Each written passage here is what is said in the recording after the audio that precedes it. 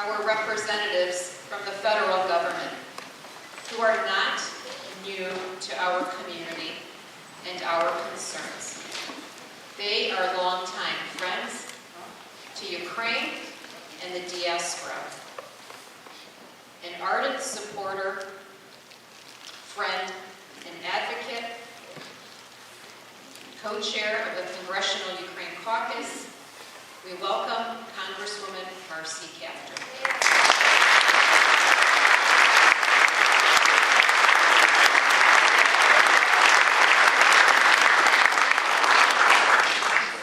Good evening, Father Michael, all honored guests, my dear colleague from the Senate, Senator Portman. Thank you for your service to our country and for your strong defense of liberty at every turn. Thank you for being here.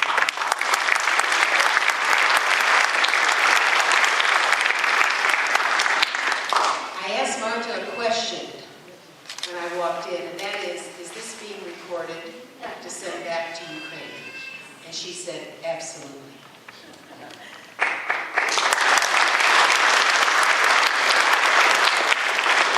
While we come here tonight with very heavy hearts, I'll tell you, in this beautiful, beautiful center of worship for Ukrainian Americans and others, I feel that this moment is the turning point of the 21st century. And I believe that God will be with us and that we will see the conversion of Russia.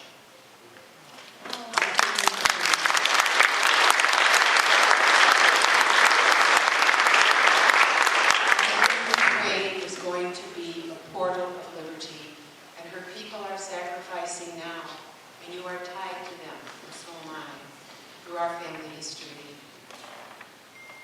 I just have a feeling liberty and the people of Ukraine are going to be victorious despite the horror that we see now. There is something very powerful happening in our country and across the world. And because we live here, and Parma is the sister city to Lviv, to whom much is given, much is expected. Much is expected of us.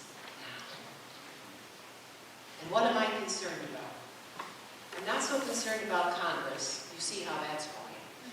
I think we can put together a majority to maintain our support of Ukraine. I can guarantee you no nation on earth has done more for Ukraine than the people of the United States of America.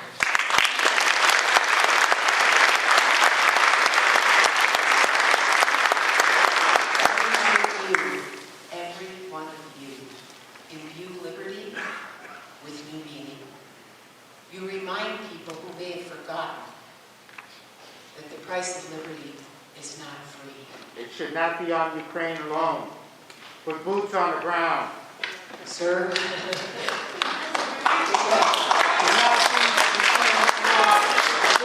a democratic issue. This is a democratic issue. This is a slap on democracy. We could have a longer conversation about all of this, but I'll say this. When you deal... Don't fly over Ukraine tonight! Please, for God's sake, do that! People are dying! That's right. We should... America needs to act. They need to act. I wish we could do it tonight. I wish we could. And think of what kind of retaliation could come. President Zelensky... Think about the Ukrainians who are dying and fighting for democracy. The president said he does not need the right. We need ammunition and not fight.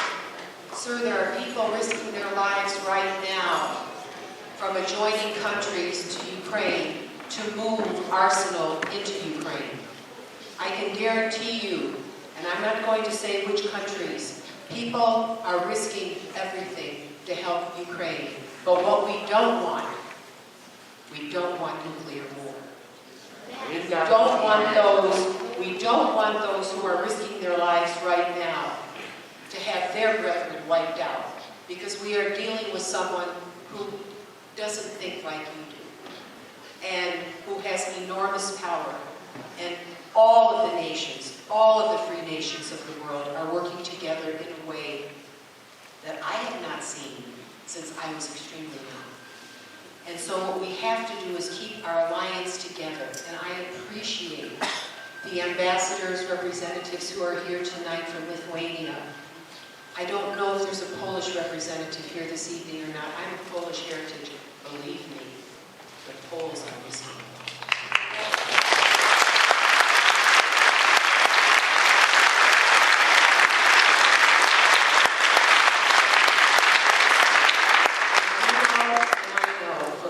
In Ukraine, they're armed. The men and women of Ukraine knew what was coming. They are fighting. And we have to help supply them. I'm with you. We are fighting in the Congress. The President just announced $350 billion more for armaments and $1 billion of loan guarantees so the nation of Ukraine does not collapse as people go to the banks and try to pull their money out, right? You've seen that. We have to find a way, and one of the reasons I came tonight, and I could give a long speech, and there are others on the program, we're partnered with Lviv. I've been calling several ambassadors. Ohio is partnered with Hungary and Serbia in our National Guard. What can we do that is extraordinary? You come to the House of Representatives, there are words above the Speaker's rostrum. One set of words says, "In God we trust." And the other set of words at the end says, "To see whether we in our day and generation may not do something worthy of remembrance." This is our moment to do something worthy of remembrance, right? We have a special responsibility in this part of America because we have you. Do you think your kind of group would exist in a place like northern Wisconsin? Not exactly, although there are Ukrainian Americans and Polish Americans in Wisconsin.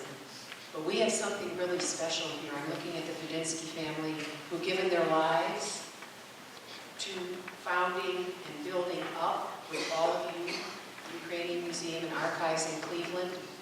It's the best of America. It's better than Harvard University.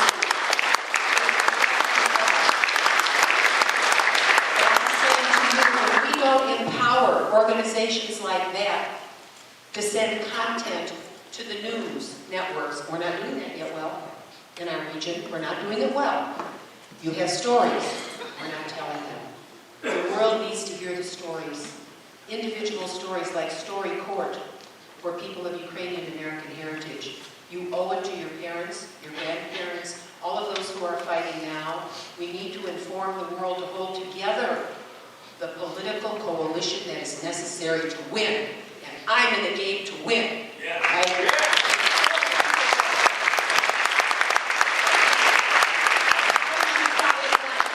As much sleep as you're losing, get yourself in a positive mode. Think how we use our power to win. First, win the war of messaging. Do you know, think about this. Remember the weeks before the invasion? Okay? Our American intelligence services were on the ground all over that region, in places that you and I will never get. They were able to tell the world what he was going to do, the maniac from Moscow. All right? Who did that? You'll never know their names. They're Americans. I'm sure we lost some of them, and we'll never know who they are. But they informed the world what was going to happen. There is no less responsibility on you to help tell the story. And we have to go, Senator Portman and I, two of your elected people, we have to go to the President and ask if the voices of places like Parma are heard and used in these national broadcasts, because you know how your family suffered. That is not coming through. They're seeing the suffering now, but a lot of the younger people in our country, the majority, have no idea what you've been endured, and your families have endured. We have to tell them. That's part of winning. Part of winning is making sure you're not silent. Turn your tears into a communication stream. Ohio, I mentioned. Hungary, Serbia. We have airplanes. The governor of Ohio has just declared today a day of prayer, right, for Ukraine. So why can't we fill those planes? Our pilots know how to fly. They know how to get to Hungary. They know how to get to Serbia. I was on the phone today with someone who's a refugee from Hungary. Here's what she said to me. Marcy, I have the route. If you can get the cargo in to Budapest or to an airport in Serbia or Hungary, I know the route to get it into Transcarpathia to help all the women and children who have no flour, they have no blankets, and they're lining up at the borders right now. I said, where's our guard? Where's our guard in Ohio? We can do this in Ohio. We must do this. We must do our part. I called the Polish ambassador this week, and I'll end very quickly here. I said, Mr. Ambassador, the first ship that usually calls at the port of Toledo is from Poland. I have a question. If there are refugees, can we bring some of them back here where they will be welcome? And then, when the ship goes back, let's send goods.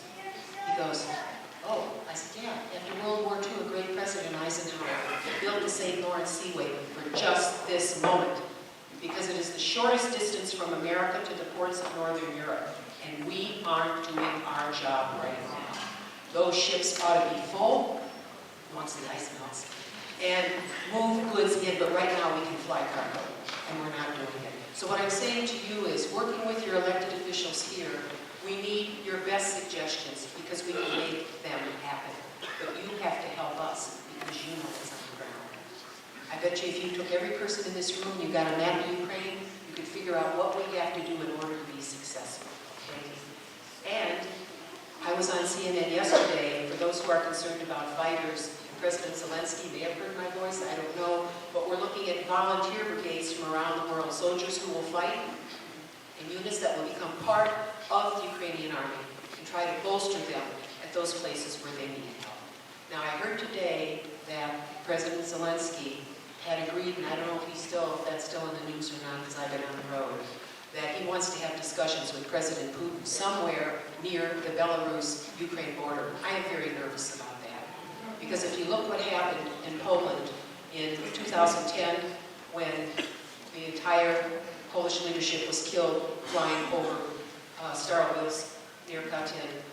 And if you go back to the Hungarian Revolution and you see what happened to those who took the word of Moscow that they would have peace talks, I think we have to advise our president and President Zelensky to be very careful about where they meet and to negotiate what circumstances. I know, I'm glad Senator Portman was here because I know he has a lot of influence. But I don't think we need to accept where they've said they will negotiate, because both in Poland and in Hungary, their top leaders were there. And so we have to really be wise about what we do, and you know an enormous amount, and you shouldn't be afraid to talk to your elected officials. You have a great mayor, Mayor Peter. When we're not here, you can give him ideas, but I think we have to mobilize this part of America because we understand, because our people suffered so much.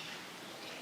I'll start to cry, don't want to cry, because I want you to be strengthened, be as strong as the people in Ukraine are today, and have faith in those fighters, the Ukrainians who are fighting for their liberties we're speaking here tonight. And let's put together something from this part of America that is extraordinary and worthy of the martyrdom we watch every day on the television. God bless you. Thank you for being here.